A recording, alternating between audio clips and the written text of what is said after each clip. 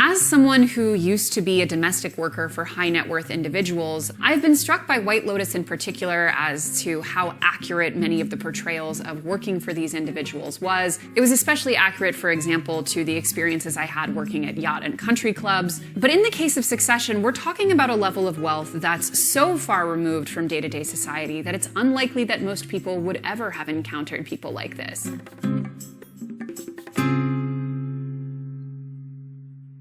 I'm not prepared for these questions. I watched a couple of videos and I saw this question. I was like, I don't know how I'm going to answer that.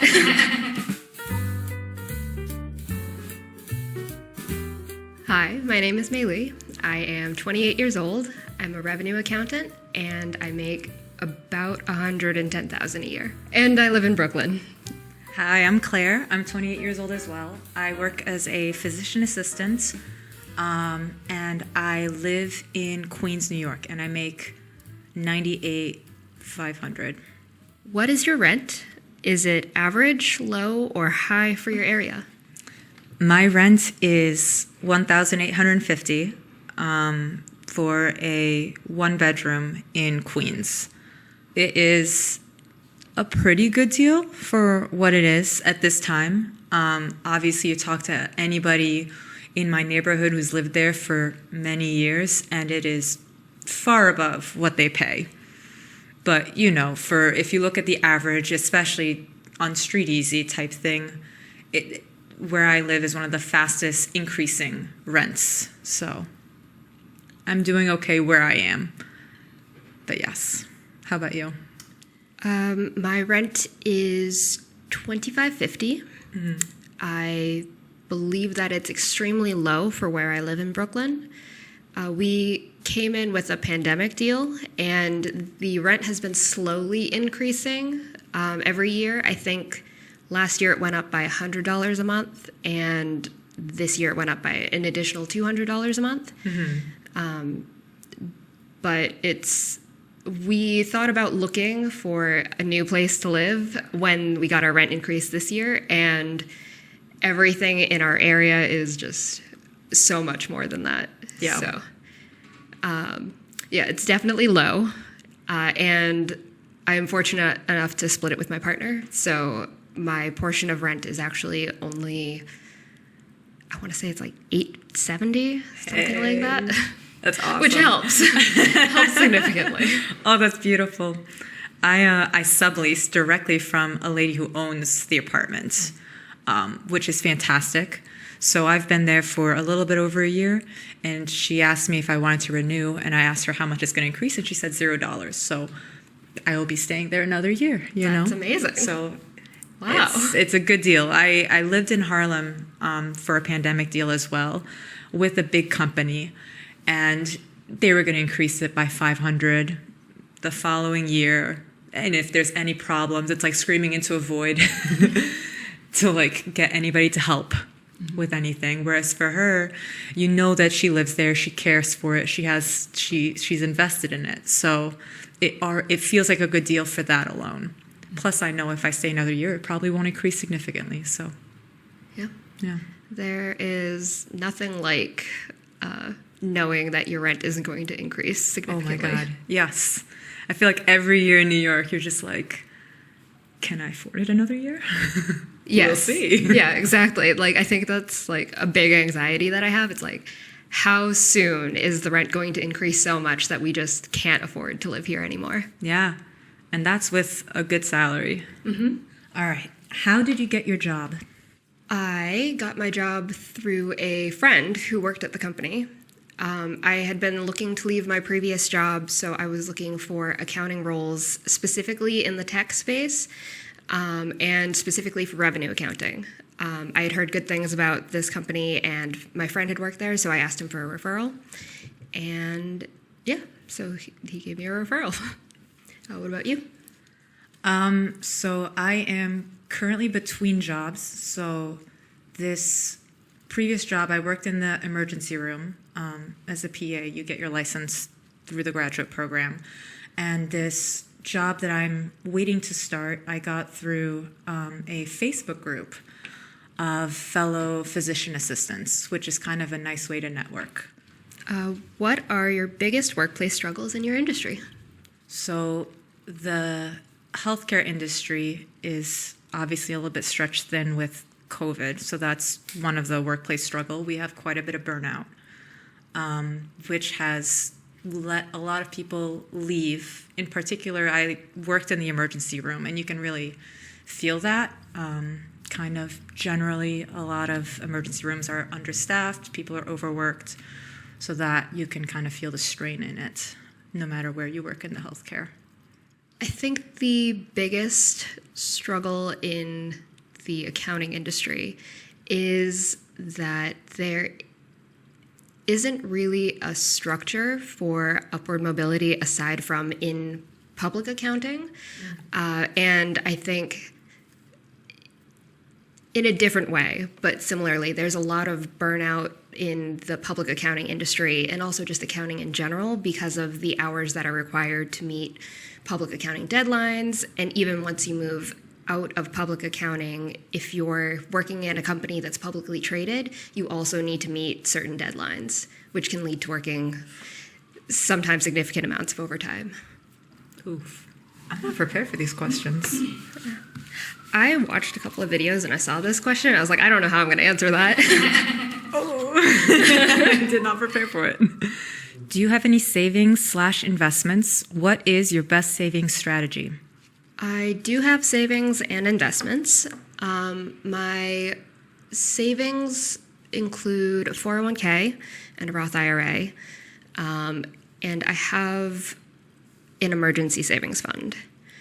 My best savings strategy is to max out my 401k and my Roth IRA, just because I am not very good at saving money when it's in my checking account.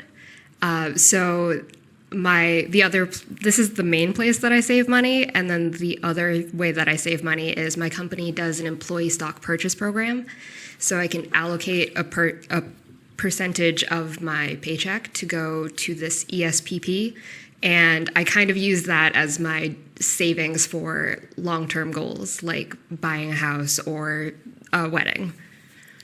Okay. But I've tried to save money outside of that and have not been successful. Fair enough. For the ESPP, how long is the timeline for? It can be anything? So for my company specifically, it's a 6-month time period. So for 6 months, the money accrues, and at the end of the period, they buy however much stock the funds that I've allocated will buy, and then so that happens twice a year. And usually I try not to let myself take that money because I usually sell it right away. And I try not to take that money and spend it on paying off credit card bills or anything like that. I try to allocate it towards whatever savings goal needs attention at that time. Cool. I have my own 401k. I don't have a Roth IRA, but I have the 401k. I have not been diligent with it. I've been focusing most of my savings towards my student loans, whether that's good or bad, up for debate. I recognize I should be putting more towards my 401k. That is my next job. I will be putting more into that.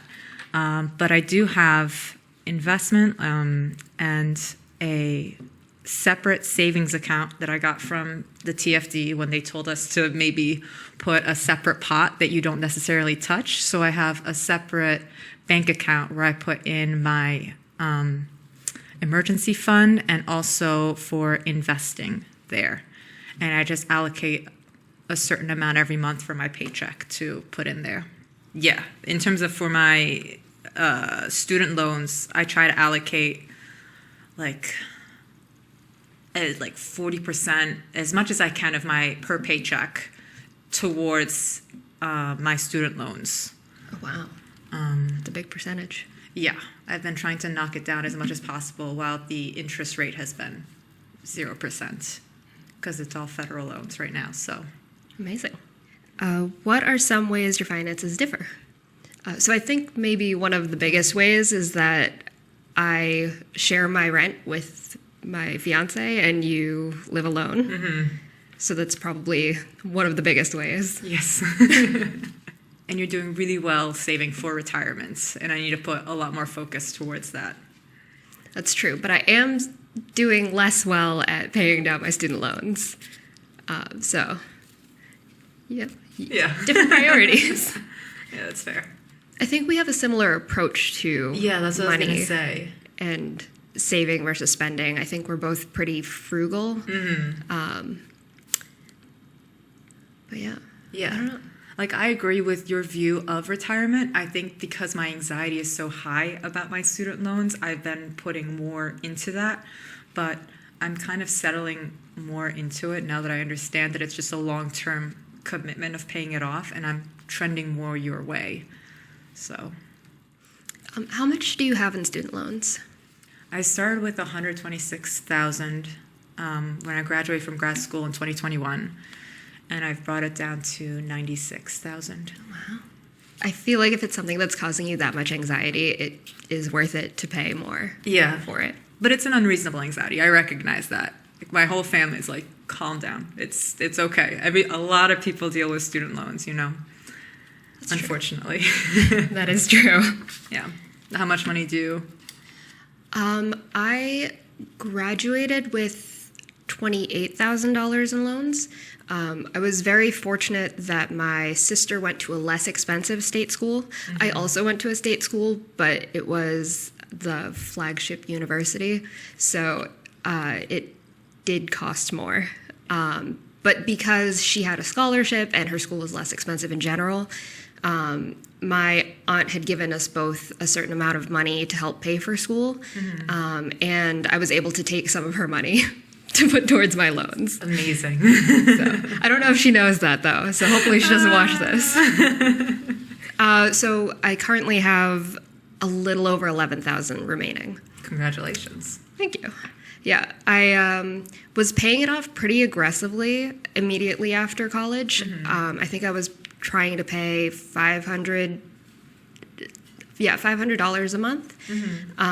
But then after it reached below 15,000, I pulled back a little bit, and I was like, this is a number that I can mentally deal with. Yeah. Having long term, and since then I've been paying closer to the minimum. I think I pay $200 a month, just because the interest rate is lower than some of the other money that I might need to borrow. For sure. Yeah. What has been the most surprising part of your adulthood? I think the most surprising thing for me about adulthood was realizing that even though I was making more money, I was also spending more money on bills and like student loan payments, and it doesn't feel as I don't feel as rich as I thought I would, if that makes sense. Like I was Totally. When I started working, I was like, oh, I'm making $60,000 a year. That's so much money. I'll have my debt paid down in no time. And it turns out that that has not happened. Oh God, that's so true. Dental and healthcare took me by surprise. That was a nasty surprise at 26 when you got bumped out of your parents' healthcare, the bills that you get, and how to choose your health insurance, and if something goes wrong, how much you're left with as a bill. Yeah, definitely. I think that before I was bumped off my parents' health insurance, I was still paying co-pays, and if I needed medication, if I picked it up from the pharmacy, I would pay for it myself. But yeah, the premiums are a lot. And I very think I'm just unexpected. more scared of my mortality as I get older. So I'm just like, oh my God, we are just one car hitting you away from like absolute, I don't know, just financial despair. I don't know. I get nervous about healthcare. So that I didn't expect from adulthood. Have you ever successfully negotiated a pay raise? Yes, I have. So the first time I negotiated for a pay raise was when I initially got my job. Want to say they offered me 65 or 67, which was barely more than I was making at my first job. So I asked them for 70. When was this? This was in 2019. And I think that my mentality at the time was I didn't have any experience being a revenue accountant, so I was willing to accept a lower salary. And I think that if I were in the same position, I would probably do the same thing. But also, I think that maybe I might have sold myself a little short. Then the second time that I negotiated a pay raise was at the same job. But I had interviewed for a different job. Sorry, let me rewind that. I had asked for a raise and a promotion, and I was given both of those, but the raise wasn't what I was hoping it would be, so I started looking for a new job. I ended up getting a job offer for, I think it was $115,000, with potential bonus compensation for more than that. But it also would have involved longer hours and been more of a public accounting kind of role. And when was that one? This was last year, so 2022, in the spring of 2022. And I brought the offer to my current employer, and I asked them if they could, if not match it, get me closer to that number. And thankfully it worked, and I am still employed. That is so impressive. They weren't able to get me fully to the 115, but they were able to pay me, I think, $95,000 at the time. Nice. Other incentives to kind of match it closer to it? Oh, yes. I also got $15,000 in equity, which will vest over 4 years. What about you? No, unfortunately, no.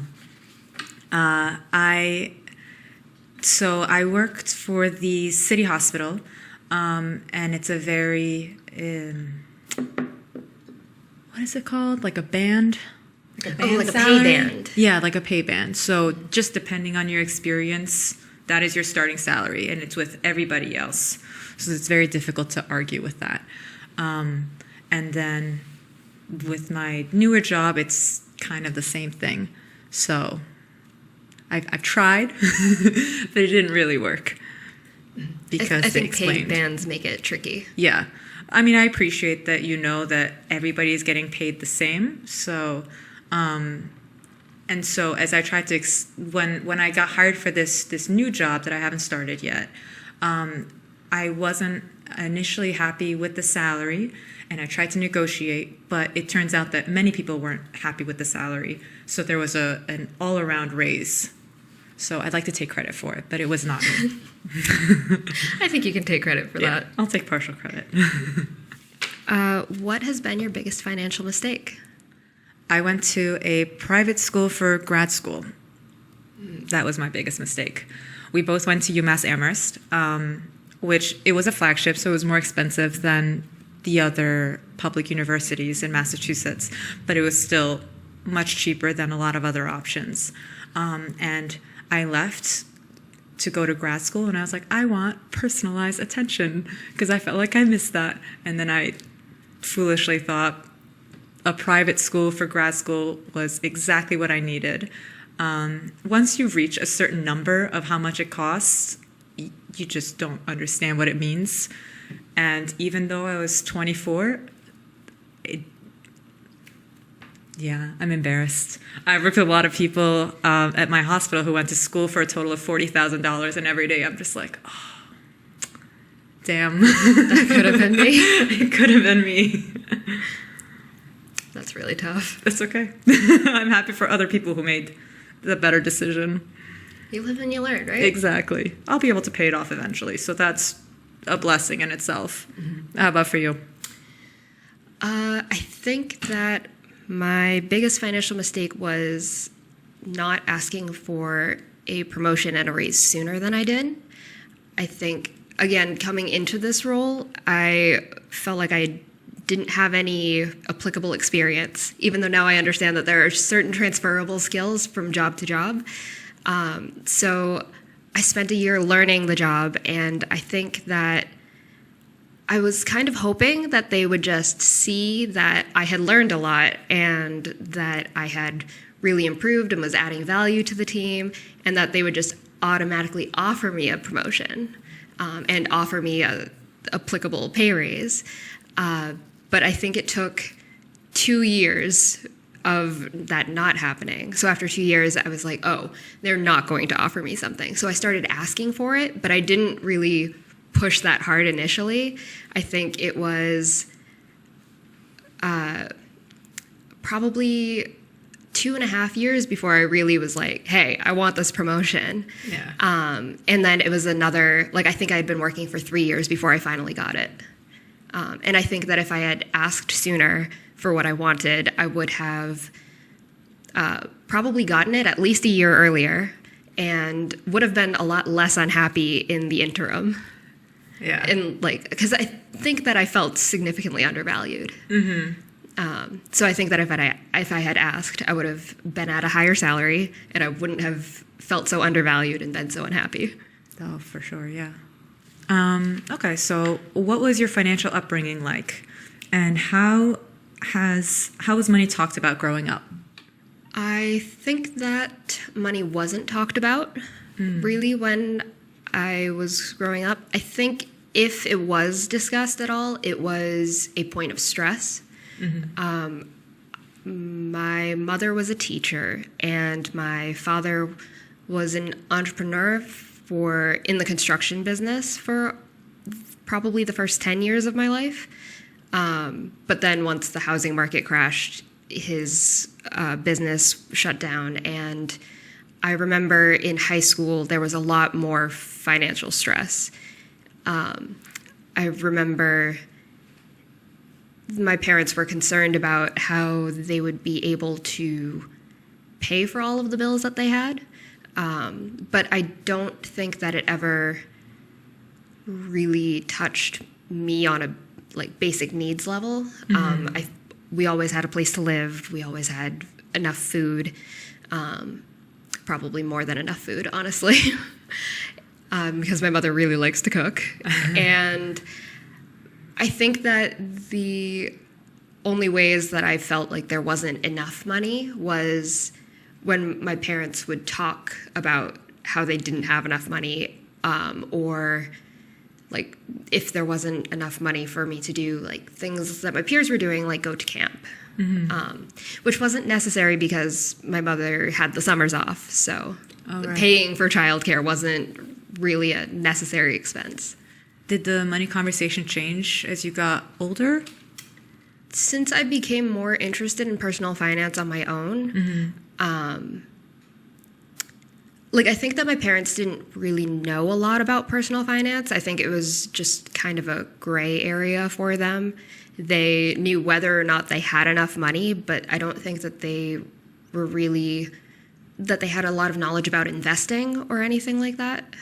So a lot of the things that I do now, like with my 401k and with, I have a health savings account also, like those were all things that I had to learn on my own as it came up. So I think that now when I talk to my parents about money, it's more me telling them like what they should be doing, sort of. Like my dad doesn't pay down his credit cards. And I don't think that he has a lot of credit card debt. I think he just carries a balance because he thinks that's what he should be doing. Right, yeah. My financial upbringing. So I was like upper middle class in the suburb that I was in. I was with a single mom who is very financially literate. So that was very lucky with that. She, it's a single mother in like a nice suburb. We lived with her parents, so that helped, and I never felt any kind of strain. and she didn't discuss financial difficulties very often, but she would talk about the importance of retirement funding and no credit card debts, paying, the things that I was very lucky to learn growing up, essentially. She lived many years in another country before moving to the US. So to her, it was very important that we all understood that putting money into retirement is of the utmost importance, no matter where you are. Like, you should have your own little savings and plan for how you should retire, no matter where you are. And that kind of carried me through, thank goodness. So I go to her all the time for questions because she knows everything. She's still the smartest person I know, and thank goodness with finances as well. So if I'm about to make a choice with finances, I'm able to talk to her, call her, and she'll call me out very fast if I'm going to be doing something that she deems as stupid. That's useful. It's very useful. She's the one that's like, the stress with debt is not as important as saving for retirement. So I try to keep that in mind. And then I have a sister and I, because of the financial diet, it really kind of got us into talking about personal finances. So we try to meet up, like once a month to discuss our financials, where we are, how we're planning to continue towards our goals. So that's part of the conversation I have now. I'll see you soon. Yeah, see you soon. Bye. Bye.